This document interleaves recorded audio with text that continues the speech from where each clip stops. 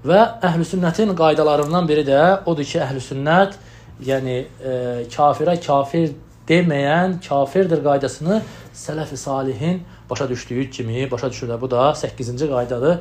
Yəni kafirə kafir deməyən kafirdir qaydası əhlüsünnədə qaydadır. Lakin bu qaydanı düzgün başa düşmək lazımdır. Sələf-i salihin başa düşdüyü kimi başa düşmək lazımdır.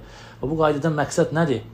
Məqsəd odur ki, yəni burada qayda var ərəblərdə ki, deyir ki, əsbitil arşə thumman qoş, birinci ərşi isbat elə, sonra mənimlə münaqişə elə, mənimlə mübahisə et. Sən birinci hələ mənə isbat et ki, bu insan kafirdir, sonra mənə de ki, sən bu kafirə kafir demədin.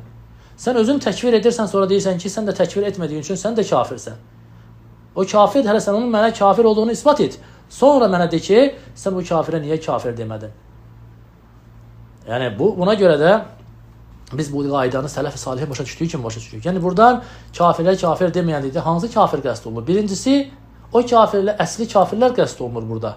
Əsli kafirlər, o kafirlər ki, yəni xristianlar, yahudilər, bütpərəstlər və s. onlara kafir deməyən və onların küfründə şək edən, yəni özü nədir? Küfrə düşmüş olur.